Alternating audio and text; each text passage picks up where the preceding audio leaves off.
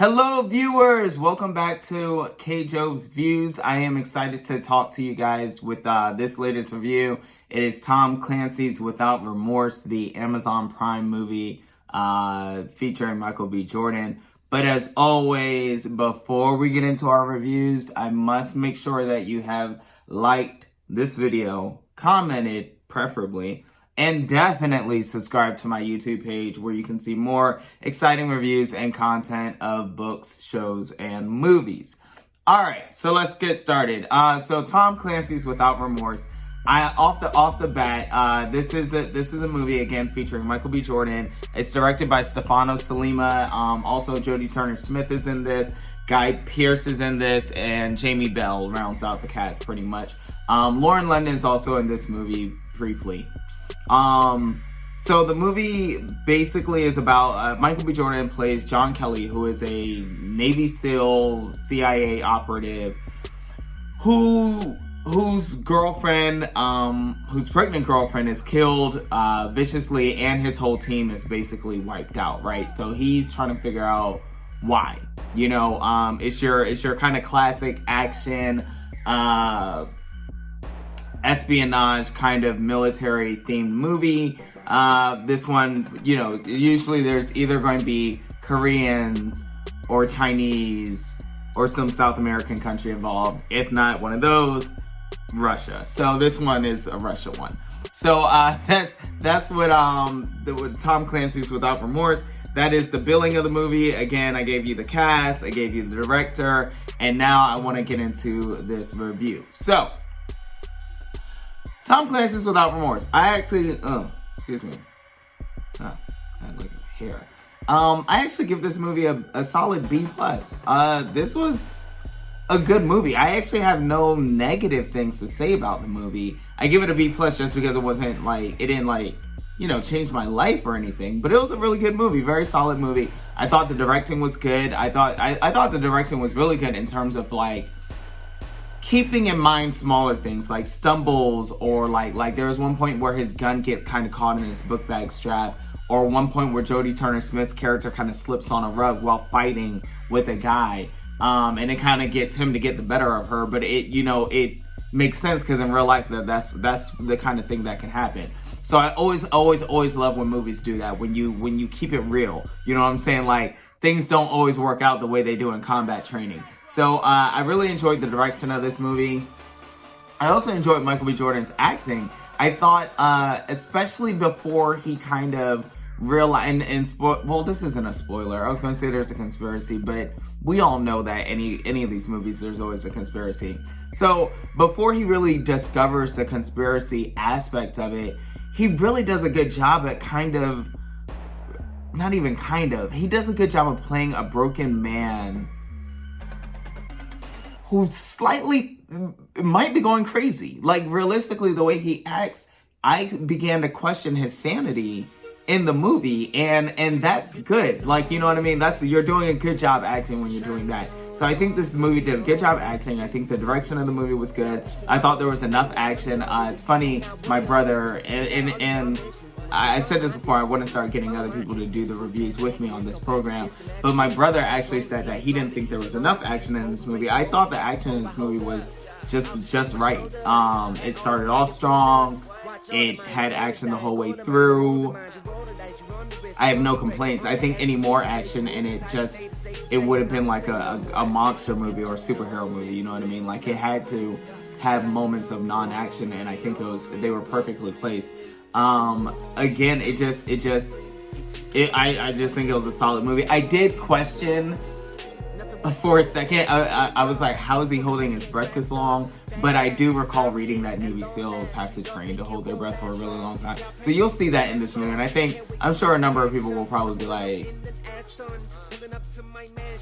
I mean, is there an apparatus that I can't see? Because he was holding his breath for quite a bit in the movie. Other than that, yeah, it was just a solid movie. It was really good. If you don't know, at the end, there are end credits that you have to get through, and I'll show another piece, which leads to a sequel.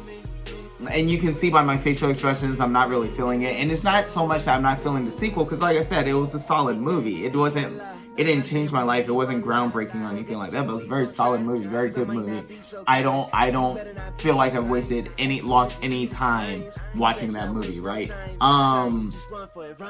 In terms of the end credits in the preview for a possible sequel, the reason why I scrounge on my face is it kind of goes into the reason why this is only getting a B and not like an A-.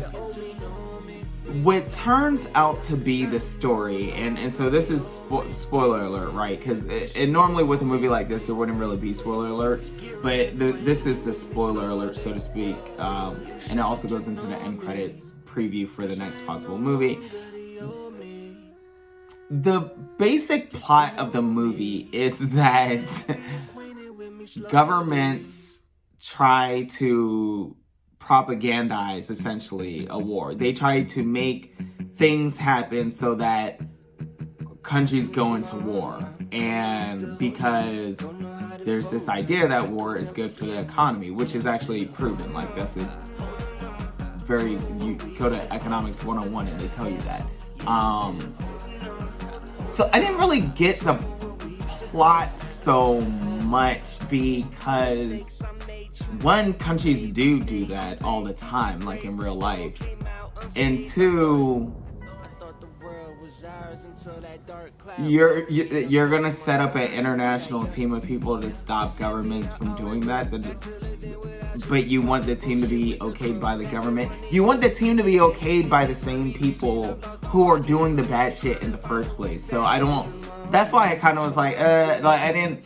The rationale behind the whole movie, why all these people ended up dying, why his girlfriend ends up, or his wife ends up dying, and why his team ends up dying, is to get America to go to war with Russia. And it just, I guess, like, there's easier ways to do it. Still an election. I don't know. I don't know, but obviously still in an election. Anyways, non-politics. Again, like, so yeah, that part of it I didn't really buy, and so the sequel idea of him heading up this team of basically international soldiers and agents and intelligence community to stop, because the person who was behind it all was the Secretary of Defense in this movie's case, right? The Secretary of Defense is the one who was kind of trying to start a war. And it tends to be a defense secretary. Why not, right? They know everything.